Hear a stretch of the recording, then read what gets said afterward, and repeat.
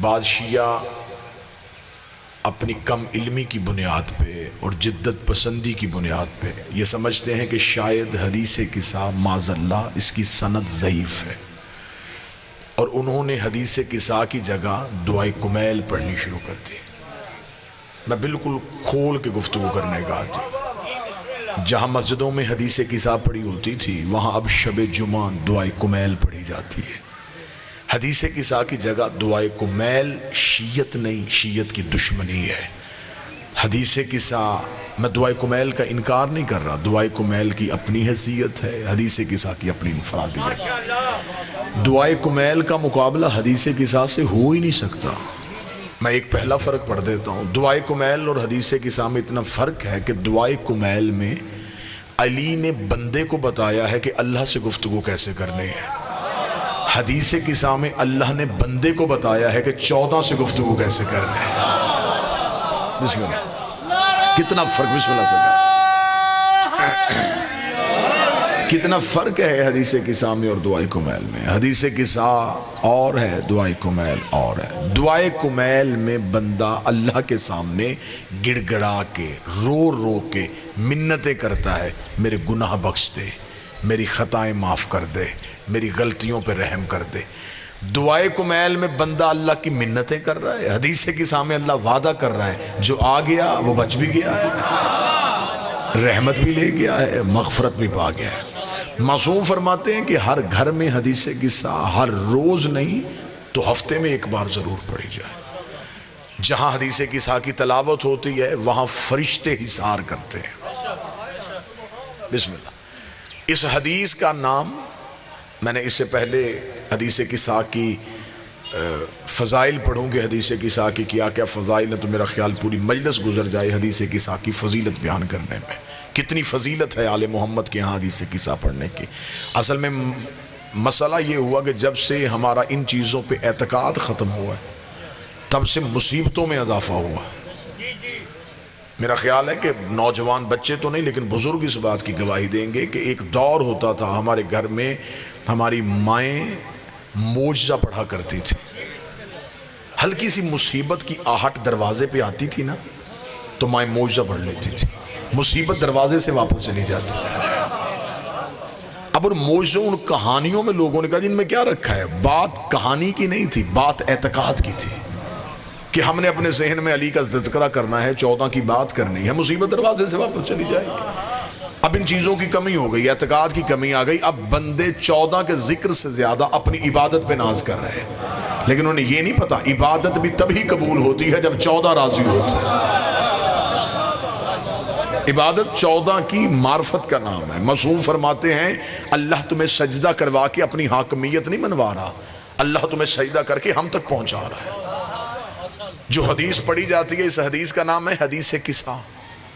اس کی مکمل کہانی پڑھیں تو بنتا یہ ہے کہ اس حدیث کا نام ہوتا حدیث فاطمہ۔ صلی اللہ علیہ وسلم۔ اس حدیث کا نام ہوتا ہے حدیث تطہیر، لیکن اللہ نے حدیث کو حدیث قصہ کہلوا دیا۔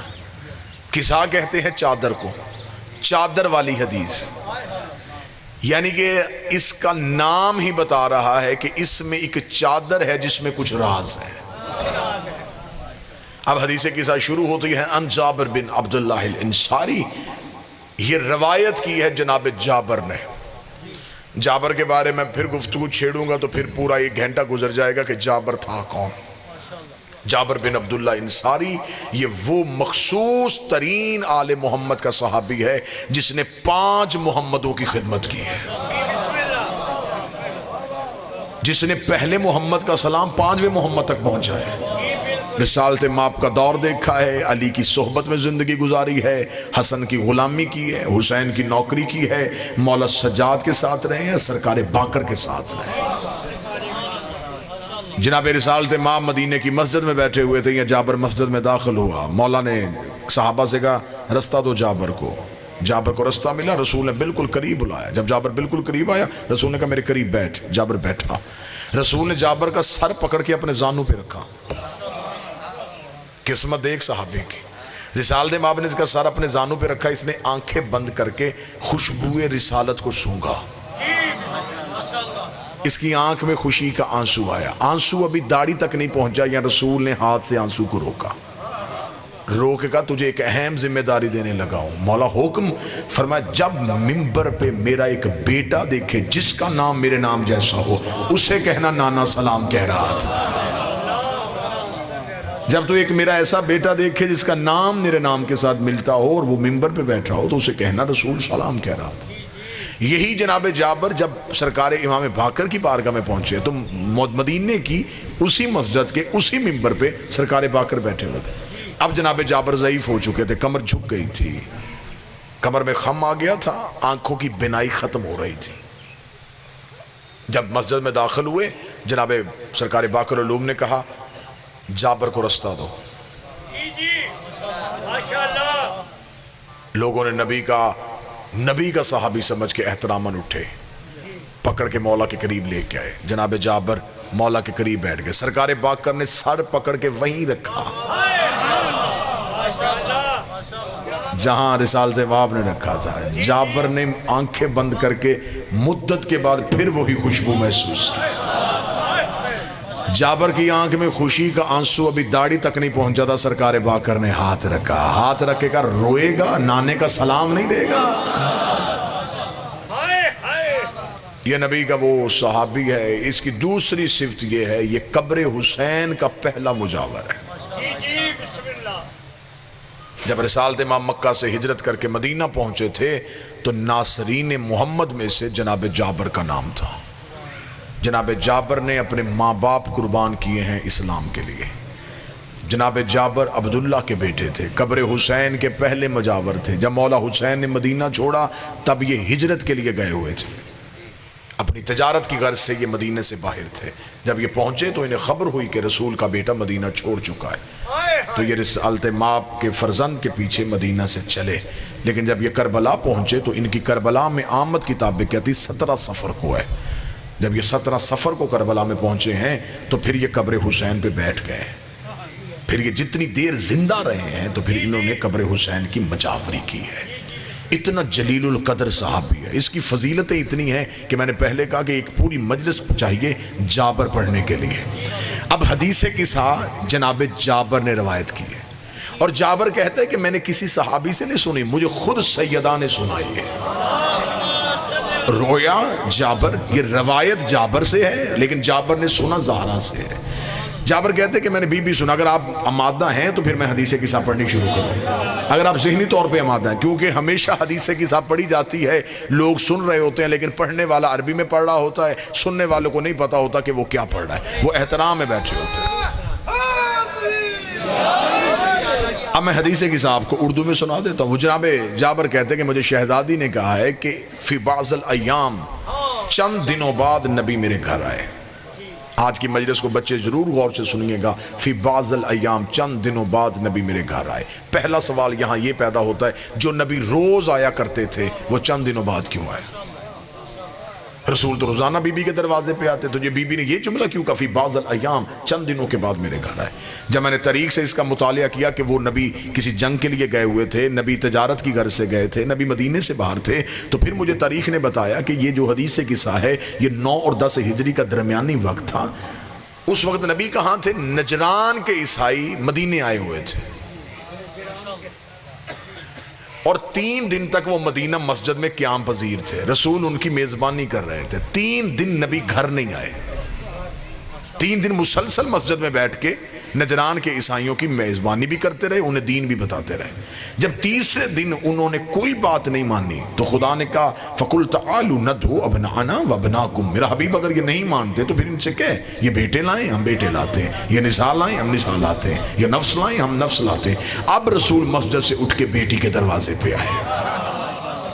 بی بی نے بعض الایام اس لیے کہا کہ 3 دنوں کے بعد نبی گھر آئے۔ اب جو گھر آئے ہیں بیٹی کا گھر سمجھ کے نہیں آئے۔ اب حدیث قصہ آگے چلی، نبی پہلے آتے تھے، سلام کرتے تھے، زہرا استقبال کرتی تھی، نبی ماتھا چومتے تھے، نبی جا کے حجرے میں بیٹھ جاتے تھے۔ اب حدیث قصہ کے جملے کہ نبی آئے، دروازے پہ رک گئے، رک کے نبی نے کہا ایتینی بالکساء الیمانی، زہرا مجھے چادر اوڑا، زہرا مجھے چادر اوڑا۔ اس کے آگے حدیث قصہ میں ایک جملہ کا ضعف بدنی، نبی نے کہا کہ میں اپنے بدن پہ کمزوری محسوس کر رہا ہوں۔ پڑھنے والے نے آپ کو سنایا کہ رسالت امام معذاللہ بیمار تھے اور بخار کی وجہ سے کمزوری محسوس کر رہے تھے، میں دو علموں کے درمیان بیٹھا ہوا ہوں، مذہب اہل بیت میں جو بیمار ہو جائے وہ نبی نہیں ہوتا، کیونکہ بیماری تب آتی ہے جب جسم پہ کنٹرول نہ رہے، تو جس کا جسم پہ کنٹرول نہ ہو اس کا کائنات پہ کنٹرول کیسے ہو سکتا ہے؟ نبی نے یہ نہیں کہا کہ زہرا میں بدن پہ کمزوری محسوس کر رہا ہوں، نبی نے زہرا کے دروازے پہ رکے گا، زہرا رسالت کمزوری محسوس کر رہی ہے، رسالت کمزوری محسوس کر رہی ہے۔ اب میرا مجمع مجھ سے پوچھے کہ رسالت میں کمزوری کیسی آ گئی؟ نبی نے زہرا کے دروازے پہ رک کے کہا اس نے بیٹے مانگ لیے میرے ہے نہیں، اس نے عورتیں مانگ لی ہیں میری اس قابل نہیں، زہرا رسالت کمزوری محسوس کر رہی ہے، مجھے اپنی چادر اڑا اور مجھے رشتے دے، اتنا کہنا تھا، بی بی نے اپنی چادر اڑائی، نبی نے کہا اب میں سکون محسوس کر رہا ہوں۔ جس کی چادر نبوت کو شفا دے اسے شریعت میں زہرا کہے۔ بسم اللہ سرکار، پہلا راز آپ نے بڑی محبت سے، بادشاہ حسین عزت، انتہائی روحانیت والی مجلس، انتہائی نورانیت والی مجلس، پہلا ہی راز آپ نے انتہائی محبت کے ساتھ سنا، پہلا ہی جملہ آپ کو بڑے اچھے طریقے سے وصول ہو گیا۔ بعض الایام نبی مباہلہ کے لیے تیاری کر رہے تھے۔ دوسرا راز نبی نے یہ نہیں کہا کہ میرا جسم کمزور ہو گیا ہے، رسالت کو رشتے چاہیے۔ دو راز پڑھی گئے جی، تیسرا راز پڑھتے ہیں۔ اب بی بی نے چادر اڑائی اور نبی گھر میں چادر لے کے بیٹھ گئے، یہ چادر نبی کی نہیں تھی۔ چلے میں جملہ تبدیل کرتا ہوں، جس کے کاندھے پہ خود کملی تھی،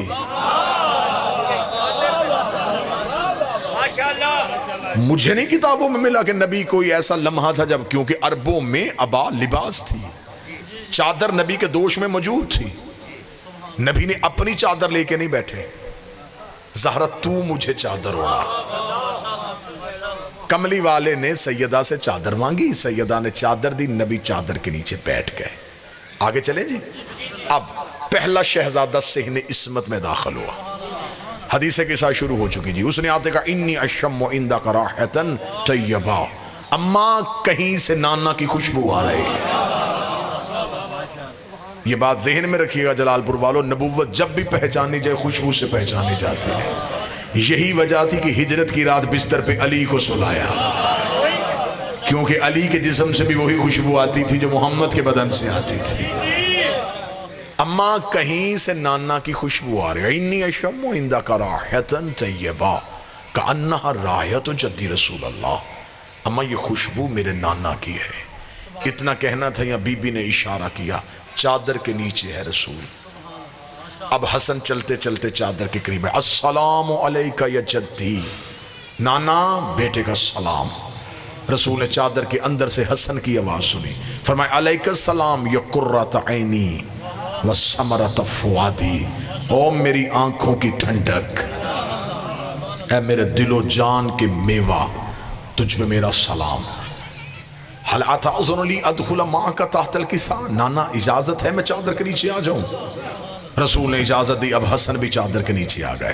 اب دوسرا شہزادہ صحن میں آیا، سوال پھر وہی ہوا، انی اشم عندک راحۃ طیبہ، اما کہیں سے نانا کی خوشبو آ رہی ہے۔ فرمایا صرف نانا نہیں، بھائی بھی چادر کے نیچے ہے۔ اب حسین چلتے چلتے چادر کے قریب آئے، السلام علیکہ یا جدی رسول اللہ، نانا بیٹے کا سلام، آواز علیکہ السلام یا قرۃ عینی وثمرۃ فؤادی۔ پھر رسول کو پتا چلا یہ حسین ہے، فرمایا یا شافع امتی، آئے آئے، اے میری امت کی شفاعت کرنے والے، جسے اللہ شافع بنائے اسے مصطفیٰ کہتے ہیں، جسے مصطفیٰ شافع بنائے اسے حسین کہتے ہیں۔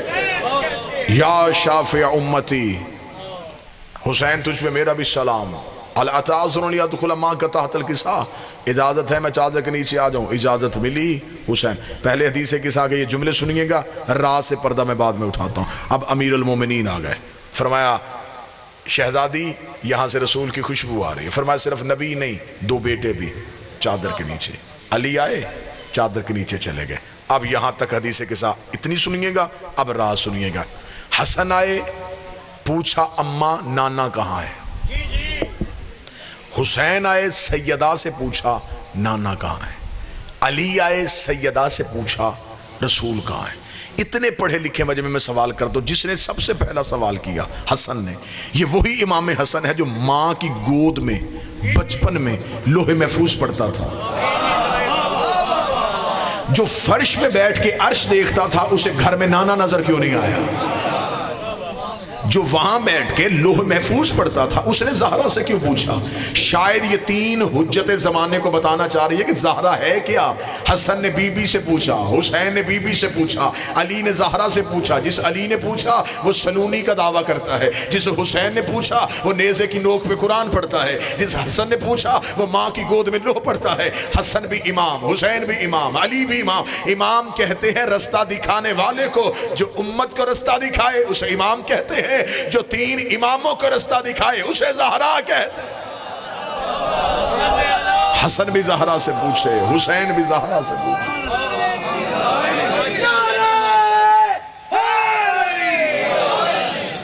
بسم اللہ سے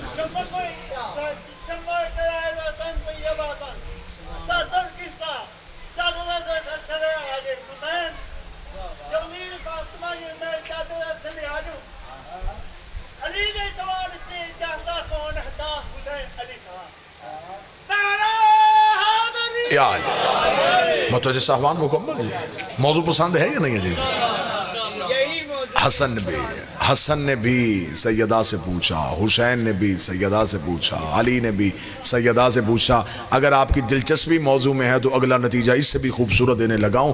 حسین نے اجازت مانگی تو چادر کے نیچے گئے، حسن کو اجازت ملی تو چادر کے نیچے گئے، علی جیسے امام کو رسول نے اجازت دی تو وہ چادر کے نیچے آئے۔ اب میرا مجمع مجھے بول کے بتائے یہ وہی حسین نہیں ہے جو رسول سجدے میں تھا تب پشت پہ آ کے بیٹھ گیا تھا؟ تب تو کاندھا پکڑ کے نہیں پوچھا کہ نانا اجازت ہے میں تیری نماز میں آ جاؤں؟ نماز میں بغیر اجازت کے چادر میں اجازت مانگے، اس کا مطلب ہے وہ نماز کبریا ہے، یہ حجاب کبریا۔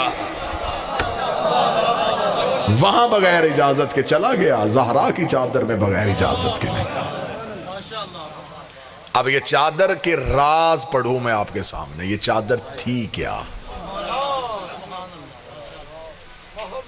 دو جگہوں پہ مجھے نبی رکتا ہوا نظر آیا ہے۔ رسول کعبے میں جاتا ہوا دروازے پہ اجازت نہیں مانگی، رسول مسجد میں جاتے تھے رسول مسجد کے دروازے پہ رک کے اجازت نہیں مانگی۔ دو جگہوں پہ نبی رکتے تھے، ایک سیدہ کے دروازے پہ، ایک جب معراج پہ گئے تو پردے کے باہر رکے، یا ادھر رکے ہیں یا ادھر رکے ہیں۔ اب مجھے نہیں پتا، میرا تو عقیدہ ہٹ کے ہے، مجھے تو سمجھ نہیں آ رہی یا وہاں بطور رہتی ہے یا یہاں توحید رہتی ہے۔ کوئی بول سکے تو زحمت فرمائے گا سرکار۔ یا وہاں اجازت مانگی گئی ہے یا پھر یہاں اجازت مانگی گئی۔ اجازت ہے میں چادر کے نیچے آ جاؤں، علی کو اجازت مل گئی، حسن کو اجازت مل گئی، حسین کو اجازت مل گئی۔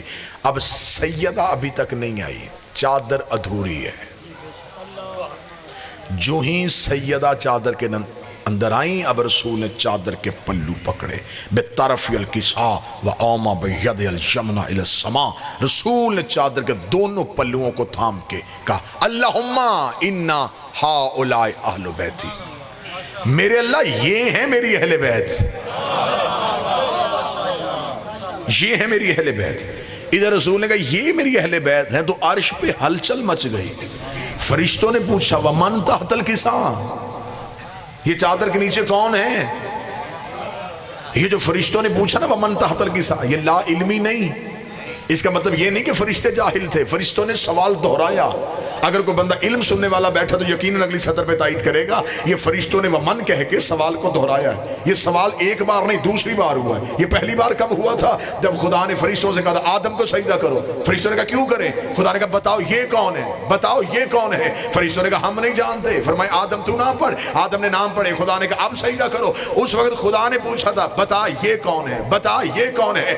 آج فرشتوں نے پوچھا اب بتا یہ کون ہے، اتنا کہنا تھا۔ اب آواز خدائی ہم فاطمہ و ابوہا و بالوہا و بنوہا، ایک زہرا ہے، ایک زہرا کا بابا ہے، ایک سیدہ کا شوہر ہے، دو سیدہ کے بیٹے ہیں۔ میرے اللہ رسول کلام تو نہیں جانتا تو کون جانتا ہے؟ تو یہ کہہ دیتا ایک مصطفیٰ ہے، ایک مصطفیٰ کی بیٹی ہے، ایک مصطفیٰ کا بھائی ہے، دو مصطفیٰ کے نواسے ہیں۔ تو انہیں تعارف زہرا کا نام لے کے کیوں کروایا جبکہ چادر میں 4 مرد موجود تھے؟ 4 مردوں کے ہوتے ہوئے مستور کا نام دے کے تعارف کروایا۔ خدا نے کہا اس لیے زہرا کا نام دے کے تعارف کروایا. اگر میں کہتا محمد ہے, محمد کی بیٹی ہے, کل کوئی مولوی بھونک دیتا بیٹی تھی لیکن زہرا نہیں تھی, بیٹی تھی لیکن زہرا نہیں تھی, نبی کی اور بھی بیٹیاں تھی. میں نے فاطمہ کہہ کے دنیا کو بتایا ہے کہ اہل بیت محمد کے رشتہ داروں کا نام نہیں, اہل بیت زہرا کے رشتہ داروں کا نام.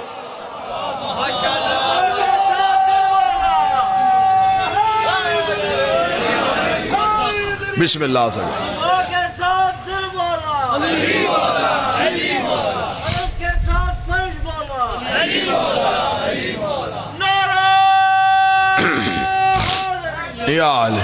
اہل بیت بننے کے لیے نبی کا رشتہ دار ہونا ضروری نہیں, سیدہ کا رشتہ دار ہونا ضروری ہے, نبی کے رشتہ دار اہل بیت نہیں. اور ویسے بھی یہ اللہ کا ہم پہ کرم ہے, یہ سیدہ کا ہم پہ احسان ہے. لوگوں کے پاس جتنے ہیں وہ سارے نبی کے ہیں, ہمارے پاس سارے نبی سے ہیں. آپ نے جملہ سمجھا نہیں, میں جملہ گہرائی میں لے جاؤں. لوگوں کے پاس جتنے ہیں نبی کے صحابی, نبی کی بیوی, نبی کے رشتہ دار, ہمارے پاس کے والا ایک بھی نہیں. یا علی انت منی, اے علی تو مجھ سے, حسن منی, حسن مجھ سے, حسین منی, حسین مجھ سے, الفاطمہ تو بضعۃ منی, فاطمہ مجھ سے. ادھر کے ہے ادھر سے ہے, درود کے والوں پہ نہیں ہوتا, سے والوں پہ ہوتا. ہمارے پاس نبی کے جسم کے رشتہ دار نہیں, ہمارے پاس نبی کے نور کے حصے ہیں. یہ سارے نبی سے ہیں. اہل بیت رسول کے رشتہ داروں کا نام نہیں, اہل بیت سیدہ کے رشتہ داروں کا نام. بندوں نے نبی سے رشتہ داری کی تھی اہل بیت بننے کے لیے. رشتہ داری کریں گے اہل بیت بن جائیں گے, اہل بیت بنیں گے درود میں آ جائیں گے, درود میں آئیں گے تو نماز میں آ جائیں گے. بندوں نے شارٹ کٹ استعمال کیا تھا نماز میں آنے کے لیے. خدا نے تطہیر کا دروازہ لگا دیا. خدا نے اہل بیت کا تعارف کروا ہی زہرا کے نام سے دیا کہ جتنی مرضی نبی سے رشتہ داری کر لو, نبی کے رشتہ دار تو اہل بیت میں آئیں گے نہیں, اہل بیت ہوں گے سیدہ کے رشتہ دار. اب جب نبی نے, اللہ نے سیدہ کی شرط لگا دی تو اب بندوں نے پھر اہل بیت میں آنے کے لیے رسول سے آ کے بیٹی کا رشتہ مانگا. چلے ہمیں سیدہ کا رشتہ دے دیں. اب جو کتاب میں جملے میں بالکل بعین ہی وہ پڑھنے لگا ہوں. جب لوگوں نے کہا کہ ہمیں بیٹی کا رشتہ چاہیے, رسول کا جواب سونے کا قلم ہو, میں کعبے کی پیشانی پہ جملہ لکھوں. رسول نے کہا تمہیں کس نے کہا ہے کہ میری بیٹی کی شادی کا اختیار میرے پاس ہے؟ تو بیٹھا ہے سننے والا یا نہیں بیٹھا؟ تمہیں کس نے کہا ہے کہ میری بیٹی کی شادی کا اختیار میرے پاس ہے؟ وہ بھی سامنے عرب کے لوگ تھے. انہوں نے کہا تجھے سورج پلٹانے کا اختیار ہے, تجھے چاند و ٹکڑے کرنے کا اختیار ہے, تو پتھروں کو کلمہ پڑھوائے یہ تیرا اختیار ہے, تو درختوں کو چلائے یہ تیرا اختیار ہے. بیٹی کی شادی کا اختیار تیرے پاس کیوں نہیں؟ شادی کو تو ولی کی اجازت ہوتی ہے اور تو بیٹی کا ولی ہے. جو جواب رسول نے دیا, قلم ٹوٹ گئی ہے بندوں کی. رسول کا جواب سننا اور چہروں پہ نور ولایت آ جائے گا. رسول مسکرا کے فرماتے ہو جاہلو, میں مسلمان بناتا ہوں معصوم نہیں بناتا. ہائے ہائے, میں مسلمان بناتا ہوں معصوم نہیں بناتا. بیٹی ہے معصومہ, رشتہ چاہیے معصوم, معصوم بناتا ہے وہ جانے. اور وہ عصمت کے معاملے میں اتنا سخت ہے, وہ مریم کو بغیر شوہر کے بیٹا دے دیتا ہے. معصومہ غیر کے گھر نہیں بھیجتا. خدا نے مریم کو بغیر شوہر کے بیٹا دیا, اور بیٹا بھی عام نہیں دیا, نبی دیا. پھر اسے روح اللہ بنایا. عیسیٰ جیسا بیٹا بغیر باپ کے دیا. چلیں آپ آمادہ ہیں, اور بڑی بہت بہترین صبح مجلس اور بڑا ہی کمال مجمع جو بڑی آمادگی کے ساتھ گفتگو کو سن رہا ہے. اللہ نے جناب مریم کو بغیر شوہر کے بیٹا کیوں دیا؟ اس میں راز کیا ہے؟ اب جو راز کتابوں میں پڑھا میں پہلے وہ پڑھ دیتا ہوں, پھر جو نوکر پہ خیرات ہے وہ پڑھ دیتا ہوں. کتابوں نے کہا کہ اللہ نے جناب عیسیٰ کو بغیر باپ کے اس لیے پیدا کیا کہ جناب مریم معصومہ تھی, اور اس دور میں مریم کا کف نہیں تھا. ایسا ہی ہے, یہی جواب ملا ہے نا آپ کو کہ اس دور میں جناب مریم کا کف نہیں تھا. اللہ نے بغیر شوہر. بابا جی اگر یہ علم کو تھوڑا سا باندھ دینا تو مجھے یہ دیکھنے میں آسانی ہو جائے. درود سارے حضرات مل کے بلند آواز سے.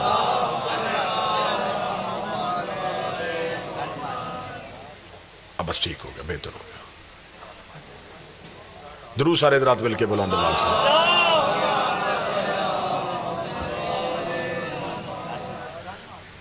متوجہ ہیں سامان جی؟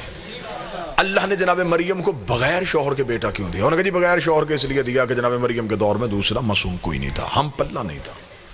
ایک ہی معصوم تھا، وہ جناب زکریا تھے، اور وہ رشتے میں خالو لگتے تھے، اس لیے اللہ نے بغیر شوہر کے بیٹا دیا. ٹھیک ہے جی، یہ بات میں بھی تسلیم کر گیا، قوم نے بھی کر لی تھی، میں بھی کر لیتا ہوں، لیکن حقیقتیں بڑی مشکل سے نیچے اترتی ہیں. سادہ چیز تو نیچے اتر جاتی ہے، حقیقت مشکل سے نیچے اترتی ہے. اب حقیقت جو ہے وہ مولویوں کے یہاں پھنس گئی، وہ نہیں بتائی اور میٹھی گولی قوم کو دے دی، اور قوم اسی پہ آمادہ ہو گئی کہ ہاں بھائی یہ دلیل ٹھیک ہے. اس کے آگے کسی نے ریسرچ کرنے کی ضرورت محسوس نہیں کی. میرا طالب علم ہونے کی حیثیت سے جس بندے نے یہ جواب دیا اس پہ میرے دو سوال ہیں. اگر اللہ کی یہ مجبوری تھی، اللہ کو اس دور میں معصوم کوئی نہیں ملا، تو معصوم پیدا کون کرتا ہے؟ تو وہ کر دیتا. بھئی یہ مجبوری مخلوق ہی ہو سکتی ہے کہ ہمیں معصوم کوئی نہیں ملا، اس کی مجبوری کیسی؟ وہ مجبور تو ہے ہی نہیں. دو نقصان کروا لیے، فطرت توڑی، جبکہ اس نے خود کہا ہے کہ میں اپنے قانون نہیں توڑتا. یہاں ٹوٹ گیا، فطرت بدل دی، بغیر شوہر کے بیٹا دے دیا. دوسرا نقصان کیا ہو گیا؟ توحید خطرے میں ڈال دی. عیسیٰ بغیر باپ کے دیا، اور آج تک عیسائی مان ہی نہیں رہے. وہ کہتے نہیں جی اللہ کا بیٹا ہے، باپ کوئی نہیں ہے. تو کیا اللہ کو نہیں پتا تھا کہ دو نقصان ہو رہے ہیں؟ کہ ایک مذہب وجود میں آ جائے گا، انہوں نے اس کو اللہ کا بیٹا کہہ دینا ہے، اس کا باپ کوئی نہیں ہے، تو لہٰذا مجبوری کیا تھی؟ وہ معصوم پیدا کر دیتا. اس نے بھیجنا تھا، وہ ایک معصوم مریم کے دور میں بھیجتا، مریم کی اس سے شادی کرتا، عیسیٰ دنیا میں آتا، نہ آج عیسائی ہوتے، نہ فطرت کا قانون ٹوٹتا. صرف مریم کے دور میں ٹوٹا، اس کے بعد نہ ٹوٹا، نہ پہلے ٹوٹا. میرے مالک دو نقصان کروا لیے ہیں تو نے. اب میں نے جو پہلا سوال کیا تھا وہ ہوتا کتابوں والا جواب، پھر میں نے اس پہ کیا دو سوال قائم. اب دو سوالوں کے بعد اب نوکر پڑھنے لگا عطا. میرے مالک تو نے مریم کو بغیر شوہر کے بیٹا کیوں دیا جبکہ تو نے معصوم خلق کر دینا تھا؟ عجب نہیں کہ واضح پروردگار ہے، گستاخ نہ بن، خدا کو مجبور نہ سمجھ. میں معصوم خلق بھی کر سکتا تھا، لیکن اصل میں حقیقت یہ تھی کہ میں مریم کو بنا بیٹھا تھا بتول. اگر میں کوئی معصوم پیدا کر کے مریم کی سے شادی کرتا تو وہ قیامت تک معصوم کہتا رہتا میرے گھر میں بتول رہتی ہے، میں بتول کا شوہر ہوں، میں بتول کا حاکم ہوں. خدا نے کہا یہ اعزاز صرف ابو طالب کے بیٹے کا ہے کہ اس کے گھر میں بتول رہتی ہے. میں توحید خطرے میں ڈال سکتا ہوں، علی کی ہمسری برداشت نہیں کر سکتا. میں علی کی برابری برداشت نہیں کروں گا. کل کوئی کہے، کل کوئی کہہ دے کہ میں اس فضیلت میں علی جیسا، اس کی بیوی بھی بتول، میری بیوی بھی بتول. نہ یہ اعزاز صرف علی کا ہے کہ اس کے گھر میں بتول رہتی ہے. جو اللہ علی کی ہمسری نبیوں میں برداشت نہیں کرتا وہ عرب کے کمیوں میں برداشت کرے گا. میں کسی بندے کا موازنہ علی سے کیوں پڑھوں؟ میں کسی مکے کے بندے کا مقابلہ علی سے پڑھوں؟ بِطَرَفِ الْقِسَاءِ وَأَوْمَا بِيَدِ الْيُمْنَى إِلَى السَّمَاءِ. موضوع ہے نا، چادر کے پلوؤں کو تھام کے کہا میرے اللہ یہ ہے میری اہل بیت. اتنا نبی کہہ دیتا تو با خدا میں ممبر سے صرف اتنا ہی کہتا. نبی نے اتنا نہیں کہا. اللہم ان حول اہل بیتی کہہ کے نبی چپ نہیں ہو. فرمایا خاصتی، حامتی، لحمہم لحمی، دمہم دمی، یعلمنی یعلمہم، یحزننی یحزنہم، انا حرب لمن حربہم، وسلم لمن سالمہم، وعدو لمن اعداہم، ومحب لمن احبہم، انہم منی وانا منہم. میرے لئے یہ صرف میری اہل بیت نہیں، میرے خاص ہیں، میرا حصہ ہے. ان کا گوشت میرا گوشت ہے، ان کا خون میرا خون. اچھا رسول نے یہ نہیں کہا کہ میرا گوشت ان کا گوشت ہے. راز سنتے آئیے گا، صرف راز پڑھ رہا ہوں، صرف لفظوں میں چھپے ہوئے راز کھول رہا ہوں. رسول نے یہ نہیں کہا کہ میرا خون ان کا خون ہے، نہیں، ان کا خون میرا خون، ان کا گوشت میرا گوشت ہے. یا رسول اللہ نور اول تو آپ ہیں، آپ کہہ دیں کہ میرا خون ان کا خون ہے. میرا گوشت ان کا گوشت ہے، میں ان میں، یہ آپ نے میرا کیوں نہیں کہا کہ میرا خون ان کا، میرا ان کا کیوں نہیں، میرا ان کا کیوں نہیں؟ اب ان میں سے خون بھی نکال دوں اور گوشت بھی نکال کے اگر میں لفظ کہوں تو میرا خیال ہے پھر زیادہ وضاحت اچھی ہو جائے گی۔ یا رسول اللہ آپ نے یہ نہیں کہا میرا ان کا، آپ نے کہا ان کا میرا، ان کا میرا، ان کا میرا۔ رسول نے کہا سمجھ نہیں آیا؟ میرا ان کا میرا۔ کوئی میرے ایسے ہوں گے جو ان کے نہیں ہوں گے، ان کا کوئی بھی ایسا نہیں ہوگا جو میرا نہیں ہوگا۔ میرے بہت ایسے ہوں گے۔ اگر میں کہہ دیتا میرا ان کا تو میرے تو بہت ایسے ہیں جو میرے ہیں، ان کے نہیں۔ ان کا ایک بھی ایسا نہیں جو صرف ان کا ہو اور میرا نہ ہو۔ ان کا خون میرا خون ہے، ان کا گوشت میرا گوشت ہے۔ اگلی سطر سننا حدیث قصہ کی، رسول اللہ لحمہم لحمی دمہم دمی یؤلمنی من یحزننی من، جس نے انہیں غضب نہ کیا اس نے مجھے غضب نہ کیا۔ اگلا جملہ سننا، رسول نے کہا میں ہر اس سے لڑوں گا جو ان سے لڑا۔ اب اس میں تو فرقوں والی بات ہی کوئی نہیں، صرف تاریخ سے جا کے پوچھ ان سے کون کون لڑا۔ جو ان سے لڑا وہ نبی سے لڑا، جو نبی سے لڑا وہ خدا سے لڑا۔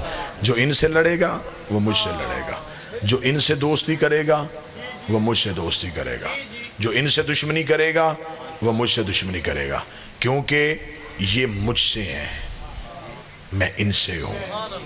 اب رسول نے یہ جملہ کہا فجل صلواتکا برکاتکا رحمتکا غفرانکا رضوانکا، تو رحمت بھیج، تو درود بھیج، تو مغفرت بھیج، تو صلوات بھیج۔ نبی نے محبت میں قصیدہ پڑھ دیا، یہ میرے، ان کا خون میرا خون، ان کا گوشت میرا گوشت، ان کے دوست میرے دوست، ان کے دشمن میرے دشمن۔ خدا کو عرش میں بیٹھے جلال آ گیا، خدا نے کہا اچھا آج چادر کے نیچے آ گئے تو تارے تیرے ہو گئے، آج چادر کے نیچے ہو گئے تو اہل بیت ساری تیری آ گئی۔ اب خدا کو بھی جلال ہے، خدا نے کہا وَبِعِزَّتِي وَبِجَلَالِي، میں نے زندگی میں کبھی کوئی قسم اپنی نہیں کھائی لیکن آج میں اپنی عزت اور جلال کی قسم کھا رہا ہوں۔ انی ما خلقت السمان مبنیہ والارض مدیہ والشمس وضیہ ولقمرا منیرا ولفلکا یدور ولبحرا یجری۔ او محمد تو نے کہا یہ تیرے ہیں سونے، اگر یہ نہ ہوتے آسمان نہ ہوتا۔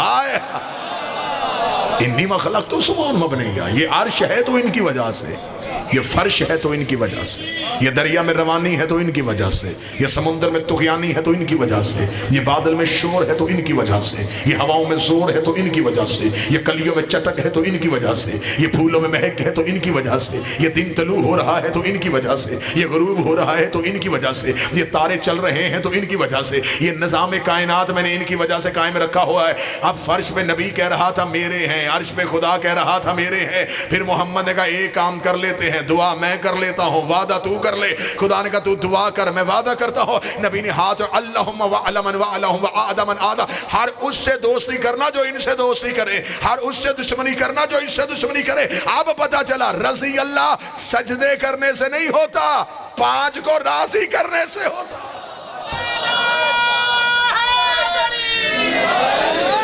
ہر اس سے دوستی کرنا، اب نمازوں سے راضی نہ ہونا۔ یہ نبی نے چادر میں بیٹھ کے کہا اب نمازوں سے راضی نہ ہونا، اب اپنے سجدوں سے راضی نہ ہونا، راضی تب ہونا جب یہ ہوں۔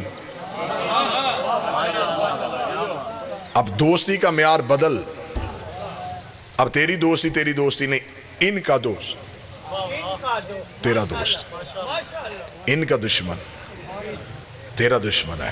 ہر اس سے دوستی کرنا جو ان سے دوستی کرے، ہر ان سے دشمنی کرنا جو ان سے دشمنی کرے۔ اب خدا نے کیا کہا تھا کہ مجھے اپنی عزت اور جلال کی قسم، توجہ میری طرف رکھیے گا، مجھے اپنے عزت و جلال کی قسم کہ میں کچھ بھی نہ بناتا اگر یہ نہ ہوتے۔ میرا خیال ہے یہ بات ادھوری رہی ہے، میں اسے مکمل کر دیتا ہوں۔ مجلس ہو رہی ہے، آج صاحبان لگا ہوا ہے، قلین بچھا ہوا ہے، ممبر سجا ہوا ہے، مومنین بیٹھے ہیں۔ آپ کل کو اسی جگہ پہ آئیں گے، نہ صاحباں ہوگا، نہ قلین ہوگا، نہ ممبر ہوگا۔ دروازے پہ کھڑا ہو کے کوئی بندہ پوچھے کہ وہ کل والا صاحباں، قلین، ممبر، کناتیں کہاں گئیں، تو کوئی کہے گا وہ سب کچھ تھا مجلس کی وجہ سے۔ مالک حسین عزت فرمائے جو پہلے لمحے میں مومن بولے، اس کا مطلب ہے کہ اس کا ذہن مجلس میں ہوتا ہے۔ وہ سب کچھ جیسے سب تھا مجلس کی وجہ سے، مجلس ختم انتظام ختم۔ اس کا مطلب ہے یہ سب کچھ مجلس کی وجہ سے. خدا کہتا ہے مجھے عزت اور جلال کی قسم میں نے زمین ان کی وجہ سے بنائی ہے, آسمان ان کی وجہ سے بنا. تو اب جلال پور کا مجمع بول کے مجھے بتائے, اللہ سے سوال نہ کرے میرے مالک اگر ان میں سے سارے چلے گئے ہیں تو زمین لپیٹ دے, آسمان گرا دے, سورج بجھا دے, چاند واپس لے جا, تو نے سب کچھ ان کی وجہ سے بنایا. جب یہ ہی نہیں تو پھر زمین و آسمان کیسا؟ خدا نے کہا گستاخ نہ بن, یہ تھے نہیں یہ ہیں. ان کا کوئی نہ کوئی محمد ابھی بھی ہے, یہ تھے نہیں, کوئی محمد ابھی موجود ہے جس کی وجہ سے آسمان بچا ہوا ہے, زمین سجی ہوئی ہے. کوئی محمد ابھی ہے جس نے کائنات کے نظام کو روکا ہوا ہے. کوئی محمد ہے جو نظام کائنات چلا رہا ہے. آج کے شیعوں کے لیے مدت پہلے صادق کی بارگاہ میں ایک صحابی نے سوال کیا تھا, اس دور کے شیعوں کے لیے نہیں تمہارے لیے کیا تھا. وہ جواب مولا کا سننا اور اپنا عقیدہ ٹھیک کر لینا. اس بندے نے امام سے کہا مولا جس دور میں آپ میں سے کوئی بھی نہیں ہوگا اس دور کے شیعہ مسائل کس سے پوچھیں گے؟ یقیناً یہ آج کے دور کی بات ہے. جس دور میں آپ کا کوئی بھی نہیں ہوگا اس دور کے شیعہ کیا کریں گے؟ امام جلال میں آ کے کہتے وہ کون سا دور ہوتا ہے جب ہم نہیں ہوتے؟ ہم ہر دور میں موجود ہیں. اب میں کیا کروں, میں مشکل دور کا پابند خطیب ہوں. مجھے حقائق پڑھنے بھی ہوتے ہیں اور ہوا کے جھونکے کی طرح گزرنا بھی ہوتا ہے. میں چاہتا ہوں کہ قوم کے سامنے یہ امانتیں پڑھی جائیں, لیکن اشارہ اتنا بہتر استعمال کیا جائے کہ جتنا بہتر اشارہ میری قوم سمجھتی ہے اتنا روئے زمین پہ کوئی قوم نہیں سمجھتی. میں اشارہ دینے لگا ہوں, جو اشارہ سمجھے گا مجھے چہرے سے پتہ چل جائے گا یہاں اشارہ. پیاسے کا کام ہے چشمے کو ڈھونڈنا. بابا جی اشارہ سمجھے گا, پیاسے کا کام ہے چشمے کو ڈھونڈنا. اب اگر کوئی پیاسا چشمہ ڈھونڈے ہی نہ اور نالی سے پانی پی لے, اس میں چشمے کا کیا قصور ہے؟ کو بیٹھا ہے اشارہ سمجھنے والا. تمہارا کام تھا امام کو ڈھونڈنا, اب تم امام کو ڈھونڈو ہی نہ اور کسی اپنے مرضی کے پوچھ لو تو بتا دے, تو اس میں مالک کا کیا قصور ہے؟ اچھا سوال پوچھنے کے لیے کہتے جی امام ہے ہی نہیں, مدد مانگنے کے لیے امام سے, پھر جس سے جواب مانگا اسے مدد بھی مانگ. اگر وہ تیری مشکل کشائی کر سکتے ہیں تو وہ تجھے تیرے مسئلوں کا حل بھی بتا سکتے ہیں. انہیں بتانا آتا ہے, ہمیں پوچھنا نہیں آ رہا. ہم نے اپنی جہالت چھپانے کے لیے کہہ دیا وہ پردے میں ہے. وہ پردے میں کیسے ہیں؟ وہ تو ظاہر ہے. ہماری آنکھوں کے آگے پردے ہیں. ہماری آنکھوں کے آگے دنیا داری کا پردہ, تعصب کا پردہ, ہوس کا پردہ, ہرس کا پردہ. یہ پردے ہٹا تجھے حجت نظر آئے. اگر یہ نظر نہ آ سکتے ہوتے, میں بہت بڑی بات کہنے لگا ہوں, اگر یہ نظر نہ آ سکتے ہوتے تو یہ مرنے کے بعد بھی نہ آتے. موت کے وقت سرحانے کس کی کرسی ہوتی ہے؟ علی کی.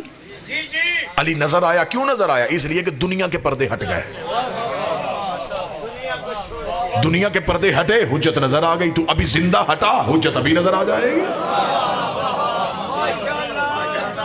حجت نظر میں آ سکتی ہے, تو پردے ہٹا. مرنے کے بعد بھی تو نہیں بدلا, تیرے اعمال بھی وہی تھے. امام فرماتے ہیں ہم سے ملاقات کے لیے جو شیطان ہمارے ماننے والے کے دل میں پہلی رکاوٹ ڈالتا ہے وہ یہ ڈالتا ہے کہاں ہم کہاں وہ. آج بھی کسی شیعہ سے پوچھو جی امام سے ملاقات ہو سکتے, وہ کہتے ہیں ہم گناہگار ہیں. امام کہتے ہیں یہ پہلی رکاوٹ ہے تمہاری اور ہماری ملاقات میں جو تمہارے دل میں ابلیس نے ڈالی ہے. کہاں تم اور کہاں ہم. دو علموں کے درمیان معصوم کا فرمان سنو. معصوم فرماتے اگر ہم تمہیں تمہارے گناہوں کی وجہ سے دور رکھتے تو ہم تمہارے دل میں اپنی ولایت ہی کیوں ڈالتے. اگر ہم نے تمہارا ظرف اس قابل سمجھا ہے کہ اپنی ولایت تمہیں دی ہے تو یقیناً ہم تمہیں ملنا چاہتے ہیں. ہم تمہیں ملنا چاہتے ہیں. ہماری طرف سے انکار نہیں ہے, تمہاری طرف سے انکار ہے. ہم ملنے سے نہیں گھبرا رہے, تم ملنے سے گھبرا رہے. امام فرماتے ہیں کہ میں بہت دفعہ ممبر سے یہ جملہ پڑھ چکا ہوں لیکن میں اپنی قوم کے بچوں کو رٹانا چاہتا ہوں. امام فرماتے ہیں اپنے گھر میں دسترخوان سجاؤ تو ایک فرد کی جگہ خالی چھوڑ دو.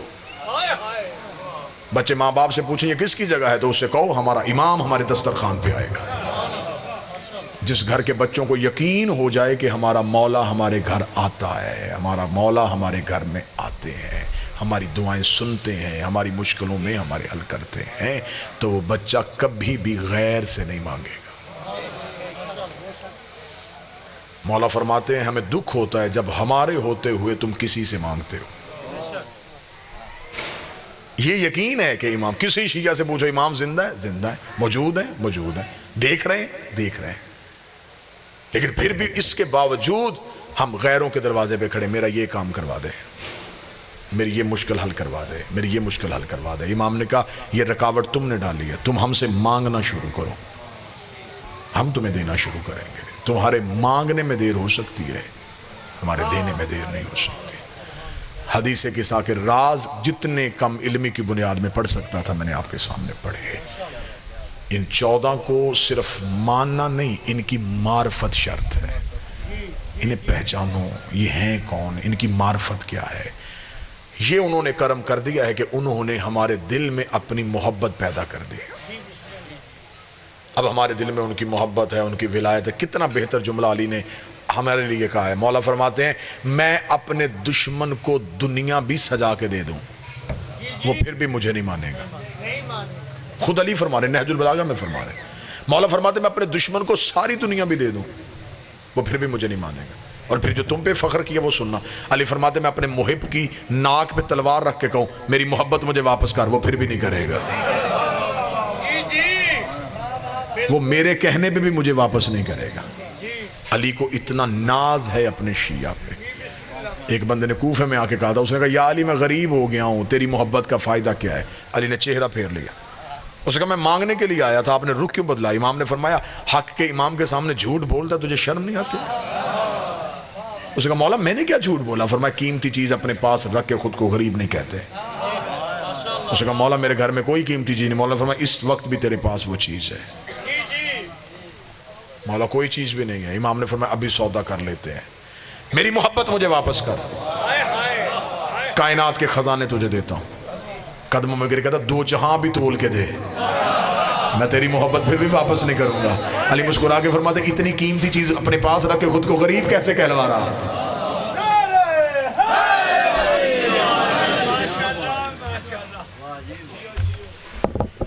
بس صرف امتحان یہاں اتنا ہے کہ یہاں علی کے لیے تکلیفیں تم برداشت کرو، وہاں علی تمہیں تکلیف نہیں ہونے دے گا۔ یہاں علی کے لیے جتنا برداشت کر سکتے ہو کرو۔ امتحان آنے شروع ہو جائیں تو اسے سمجھو کہ علی تمہیں قریب کر رہے ہیں۔ دنیا کے امتحان مصیبتیں نہیں ہوتی، آزمائشیں ہوتی۔ یہاں امتحان علی کے محبت میں تم دے دو، وہاں کے امتحان میں علی تمہیں بچا لے گا۔ میں اپنی قوم کے سامنے پھر منت کر کے کہہ رہا ہوں یہاں کا امتحان آسان ہے، وہاں کا مشکل ہے۔ وہاں کے امتحان سے بچنے کے لیے یہاں امتحان دو۔ یہاں عقیدے کا امتحان ہے، وہاں اعمال کا امتحان ہے۔ یہاں علی تمہیں عقیدے کی وجہ سے پرکھے گا، دنیا تمہیں دور کرے گی، لوگ نفرت کریں گے، تعلق ختم ہوں گے، دوستیاں برباد ہوں گی، تمہیں علی کی ولایت کے جرم میں تنہا کر دیا جائے گا، تم پہ طنز کیا جائے گا، تمہیں گالی دی جائے گی، تمہیں برا بھلا کہا جائے گا۔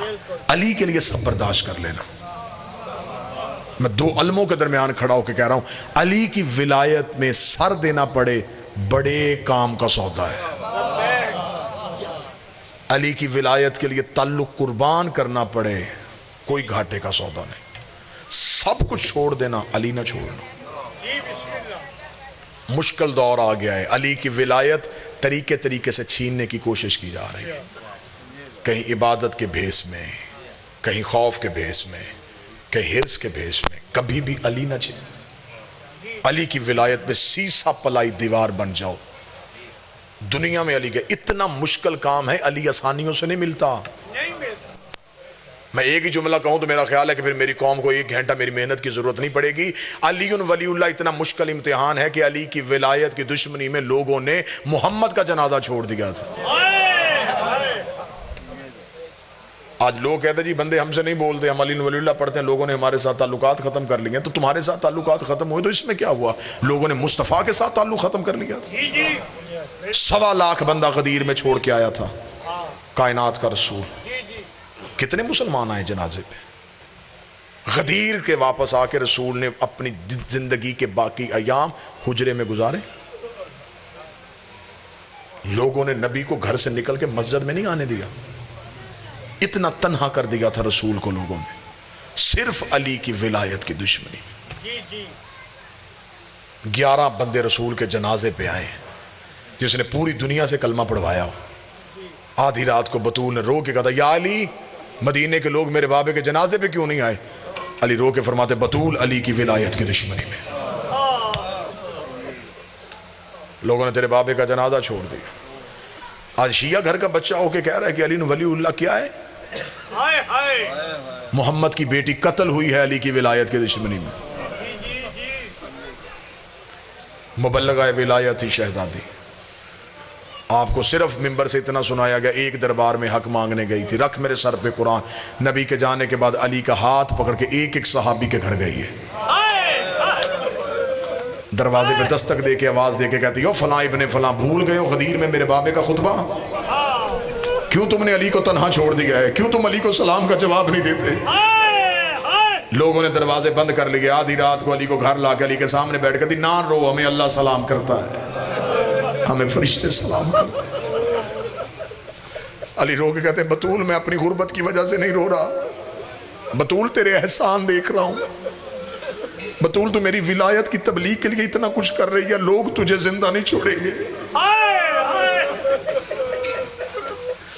بطول نہ اتنی کھل کے میری ولایت پڑھ، لوگ قتل کر دیں گے تجھے۔ آج مجھ جیسے جاہل کو کسی چوک میں گولی بھی علی کی ولایت کے لیے لگ جائے تو میری نسلیں قرضہ نہیں اتار سکتی۔ محمد کی بیٹی قتل کی ہے لوگوں نے علی، اتنی کھل کے علی کی ولایت کی تبلیغ کی ہے کہ بندوں نے گھر آ کے مارا رسول کی بیٹی کو۔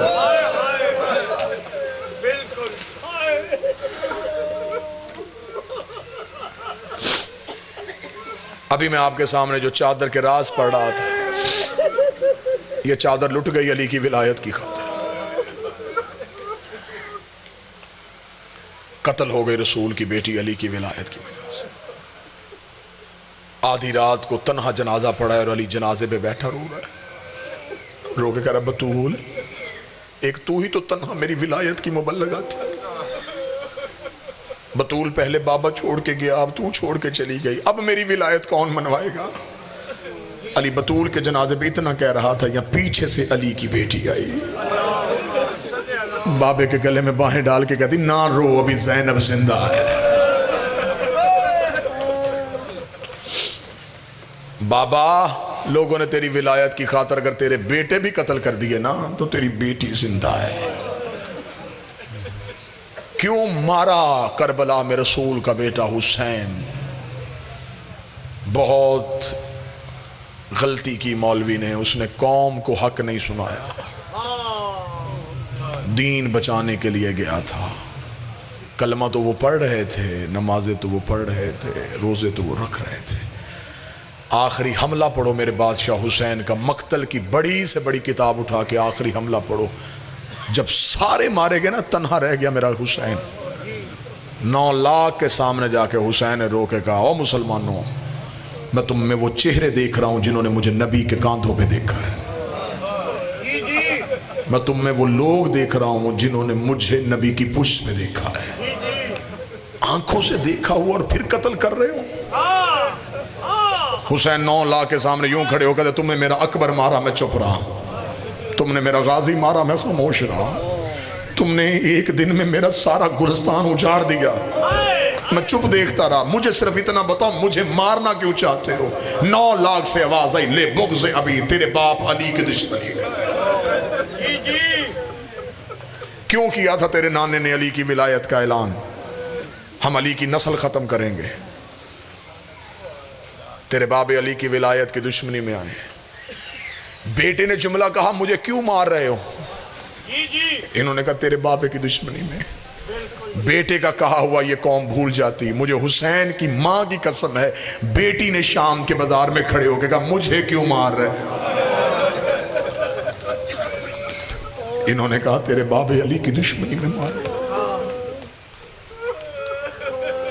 شیعہ ہو کہ آج کوئی بندہ علی کی ولایت چھوڑ دے جس ولایت کے لیے علی کی بیٹی شام کے بازار میں پتھر کھاتی رہی. کتنا مارا انہوں نے علی کی بیٹی کو. مجھے حسین کی ماں کی قسم ہے ہم تو تمہیں ڈرتے سناتے ہی نہیں. کتاب سے روایت پڑھتے ہیں کئی بار سوچتے ہیں یہ روایت کیسے پڑھیں گے تو مجمع سے مومن مر کے اٹھیں گے. کیسے پڑھیں گے؟ دو علموں کے درمیان کھڑا ہوں صرف اتنا پڑھتے پتھروں کی بارش ہوئی رکھ میرے سر پہ قرآن. شام کی عورتوں نے ابلتا ہوا پانی علی کی بیٹیوں میں جس کے ہاتھ میں جو آیا.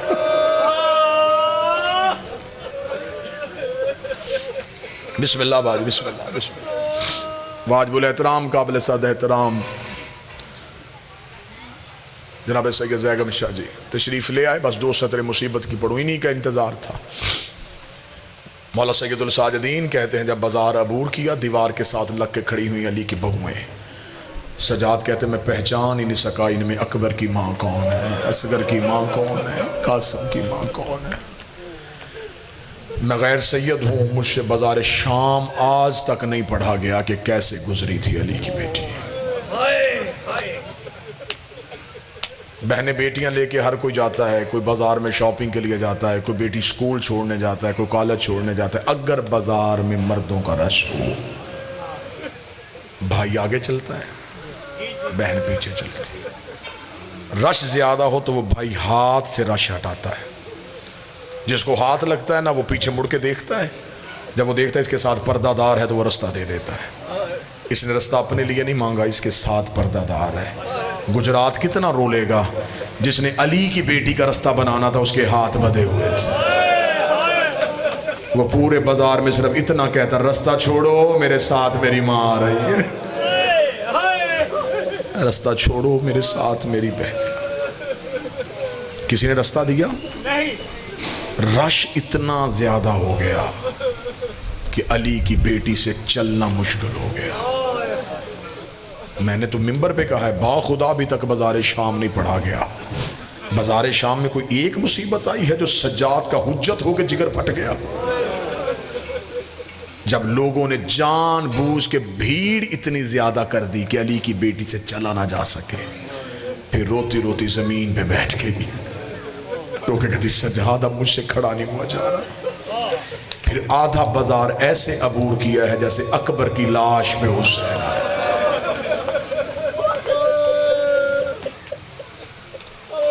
جب واپس آ گئی تھی مدینے ایک مستور نے پوچھا تھا بس آخری جملہ, اس نے کہا بی بی سب سے زیادہ ظلم کہاں ہوا؟ فرمایا شام میں. بی بی سب سے زیادہ مصیبت کہاں آئی؟ فرمایا شام میں. اس نے کہا بی بی سب سے زیادہ تکلیف کہاں ہوئی؟ فرمایا کوفے میں. اس نے کہا بی بی ظلم شام میں تکلیف کوفے میں کیوں ہوئی؟ جو جواب دیا تیری ہائے نکلے گی. بی بی رو کہتی شام والیوں کو نہیں پتا تھا میں کون ہوں. کوفے کی ہر مستور جانتی تھی میں علی کی بیٹی ہوں. شام والی یہ کہہ کے پتھر مارتی رہی جسے چلنا نہیں آتا وہ باغی کی بڑی بہن ہے. کوفے والی یہ کہہ کے دیکھتی رہی وہ جو سامنے آ رہی ہے یہ علی کی بڑی بیٹی ہے. انہوں نے مجھے باغی کی بہن سمجھ کے مارا, انہوں نے مجھے علی کی بیٹی سمجھ کے مارا. کوفے کا پہلا بازار آیا, بی بی کی آواز ہے سجاد. جی اماں. سجاد ان سے کہہ گلی بدلیں. اماں کیوں؟ بی بی رو کہتی اس گلی سے کیسے گزروں؟ اس گلی میں حبیب کا گھر ہے. نوکر کے دروازے کے سامنے سے آقا زادی بغیر چادر کے گزرے. اتنا کہنا تھا سید الساجد نے کہا ملعون گلی بدل. اس نے کہا رستہ نہیں بدلنا, حکم یہی ہے اسی رستے سے لے کے جانا ہے. بی بی رو کہتی اچھا سجاد اگر انہوں نے اسی رستے سے لے کے جانا انہیں کہہ میرا اونٹ حبیب کے مکان کی چھت کے قریب کرے. اما کیوں؟ بی بی رو کہتی اس کا بیٹا چھت پہ کھڑا ہے, میں اسے اس کے بابے کا پرسہ دے لوں. تیری ہائے نے نکلی او بی بی تیرے 9 مارے گئے تجھے کوئی رونے نہیں آیا, تو نوکر کے دروازے پہ پرسہ دینے آئی ہے. بی بی کا اونٹ حبیب کے مکان کی چھت کے قریب آیا, حبیب کا بیٹا چھت پہ کھڑا تھا. بی بی کی آواز ہے او بچہ قیدیوں کا تماشا دیکھ رہا ہے؟ رو کہتا نا بی بی میں تو عراق کی طرف دیکھ رہا ہوں. کیوں؟ رو کے کہتا وہاں میرا بابا گیا ہوا ہے، میرے مولا وہاں آئے ہیں، انہوں نے ہمیں خط لکھا تھا، ہمارا بابا نصرت کے لیے گیا ہوا ہے۔ بی بی رو کے کہتی اچھا بچہ میرے قریب آ۔ جب بی بی نے کہا یا بنیا علیہ، بیٹا میرے قریب آ، بچے نے قدم ہٹانے شروع کر دیے۔ بی بی رو کے کہتی میں تجھے قریب بلا رہی ہوں تو دور کیوں ہٹ رہا ہے؟ جو بچے نے جواب دیا رات تو بستر پہ جملہ یاد کر کے تڑپے گا۔ حبیب کا بیٹا رو کہتا بی بی میں نے پہلی بار کوئی مستور قیدی دیکھی ہے، میں نے آج تک مردوں کے ہاتھ بدے دیکھے ہیں، میں نے پہلی بار کسی مستور کے ہاتھ بدے دیکھے ہیں۔ بی بی کس جرم میں قید ہوئی ہے؟ بی بی رو کہتی میرا جرم بعد میں پوچھنا، پہلے ماں کو کہے چھت پہ تجھے ایک قیدن بلا رہی ہے۔ حبیب کے بیٹے کے چہرے پہ غیرت کی سرخی آئی، رو کے کہتا بی بی میں باپے کے بعد گھر کے پردے کا وارث ہوں، میری ماں مکان کی چھت پہ نہیں آ سکتی۔ اتنا کہنا تھا، بی بی نے کہا کیوں نہیں آتی؟ رو کے کہتا وہ مدینے والے سیدوں کی کنیز ہے، وہ کبھی بھی بغیر پردے کے چھت پہ نہیں آئی۔ اتنا جملہ کہنا تھا، یہ حبیب کے سر نے نیزے سے پرواز کی، مکان کی چھت پہ آیا، بیٹے کو کہتا ماں کو کہے آگ لگا برکے کو، دروازے پہ علی کی بیٹی کھڑی ہے، دروازے پہ محمد کی بیٹیاں کھڑی ہیں۔ حبیب کی زوجہ ننگے پاؤں دوڑی، بی بی کے اونٹ کے سامنے ہاتھ جوڑے، رو کے کہتی میں نہیں پوچھتی حبیب کہاں ہے، میں نہیں پوچھتی حسین کہاں ہے، مجھے صرف اتنا بتا جب تیری چادر چھین گئی تیرا عباس کہاں تھا، وہ جسے انگلی پکڑ کے چلنا سکھایا تھا، وہ تیرا شیر غازی کہاں؟ اللہ